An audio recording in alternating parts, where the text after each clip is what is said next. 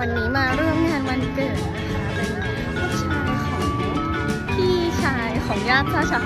เขาจัดที่สวนสนุกน่าจะต้องสนุกมากๆแน่ๆหรือไม่แน่ใจเหมือนกันว่าสถานที่มันจะประมาณไหนเดี๋ยวไปดูพร้อมกันคือเป็นตึกนี้